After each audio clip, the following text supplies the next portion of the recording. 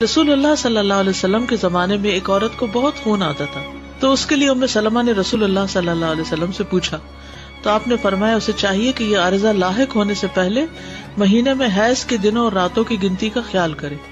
یعنی جب یہ بیماری نہیں ہوئی تھی تو اس وقت مہینے میں کتنے دن پیریڈز ہوتے تھے اس کو یاد رکھنا چاہیے. تو آپ اپنی بچیوں کو یہ بتائیں جب پہلے پیریڈ شروع ہونا تو ڈائری منگوا کے کہیں کہ نوٹ کرو کس دن شروع ہوا اور کس دن اینڈ ہو رہا ہے. اگلے مہینے بھی ایسے، اگلے مہینے بھی ایسے، 3 مہینے میں پتہ چل جاتا ہے عادت کیا ہے. تو پھر بہت سے شرعی احکام عادت سے دیکھے جائیں گے کہ عورت کی عادت کتنے دن کی ہے. استحاضہ میں بھی جتنے دن کی عادت ہے اس کے بعد نہاؤ، اور اگر چھوٹا موٹا کوئی اسپاٹ لگتا ہے تو اس کو کنسیڈر نہیں کیا جائے گا. اور ہر ماہ اسی اندازے سے نماز چھوڑ دے. یعنی چاند کی 13 تاریخ کو ہر مہینے ہی پیریڈز ہوتے تھے تو وہ 13 تاریخ کو دیکھتی رہے کہ 13 کب شروع ہو رہی ہے، تو پیریڈز آگے نماز چھوڑ دے.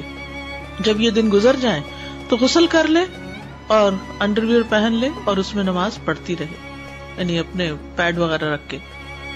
ہر نماز کے لیے نیا وضو کرنا. عدی بن ثابت اپنے والد سے اور وہ عدی کے نانا سے وہ نبی صلی اللہ علیہ وسلم سے مستحاضہ کے بارے میں روایت کرتے ہیں کہ اپنے ایام حیض کی نمازیں چھوڑ دے، پھر غسل کرے اور نماز پڑھنا شروع کرے اور ہر نماز کے لیے وضو کیا کرے. ٹھیک ہے، سمجھ آ گئی. یہی حال لیکوریا کا ہے. چونکہ لیکوریا جو ہے وہ سبیلین سے آتا ہے، اگرچہ اس کا سورس وہ نہیں ہے جو منی کا ہے، یعنی کہ ڈفرنٹ جگہ سے آتا ہے، تو وہ اس کا لیکوڈ تو پاک ہے.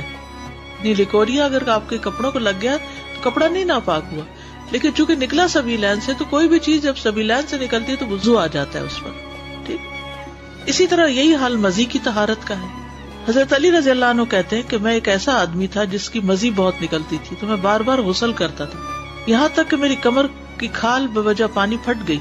تو میں نے نبی صلی اللہ علیہ وسلم سے اس کا ذکر کیا، تو رسول اللہ صلی اللہ علیہ وسلم نے فرمایا تم ایسا نہ کرو، جب تم مزید دیکھو تو صرف اپنے عضو مخصوص کو دھو ڈالو اور وضو کر لو جیسے نماز کے لیے وضو کرتے ہو. اس میں بھی وضو ضروری ہے، نہانا ضروری نہیں. زیادہ یہ پیریڈ کی کتنے دن کی مدت ہو سکتی ہے کہ مطلب جیسے ہر ایک کا فرق ہوتا ہے. یعنی جیسے پہلے شروع ہوا 3 دن آتے تھے یا 5 آتے تھے یا 7 آتے تھے تو بس وہی دن مقرر ہوں گے. اچھا، تو 15 دن تو نہیں ہوتے ہیں اس میں؟ 15 دن تو نہیں ہوتے. زیادہ سے زیادہ کتنے ہو سکتے ہیں؟ کوئی ہر ایک کی عادت فرق ہے، کچھ نہیں کہہ سکتے. اچھا، 15 دن نہیں ہو سکتے، اتنے زیادہ تو نہیں ہو سکتا.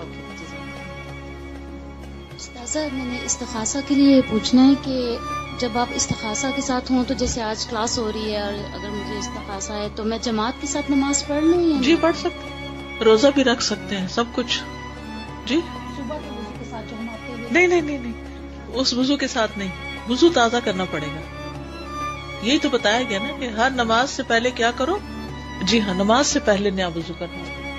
استاذہ، لیکوریا کے حوالے سے ایک سوال ہے کہ نماز سے پہلے آپ نے وضو کر دیا، پھر کئی دفعہ نماز کے دوران اگر ہو جائے تو؟ نماز کے دوران چاہے بلیڈنگ ہو، چاہے لیکوریا ہو، چاہے کچھ بھی ہو، ہوتا رہے، سوائے اس کے کہ اگر ونڈ پاس ہو تو پھر وضو ٹوٹ جاتا ہے. مسلسل بال بھی یہی ہوتا ہے کہ کچھ لوگوں کو پیشاب کنٹرول نہیں ہوتا بڑی عمر میں، تو وہ پھر ان کا ایک ایک قطرہ قطرہ نکلتا چلا جاتا ہے، تو وہ بھی وضو کر کے نماز شروع کر دے، اور نماز کے بیچ میں جتنا چاہے وہ نکلتا رہے، کنسیڈر نہیں کیا جائے گا.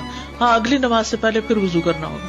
فرض، سنت، نفل سب کچھ پڑھ سکتے ہیں ایک وضو سے، ایک وقت کی پوری نماز. استاذہ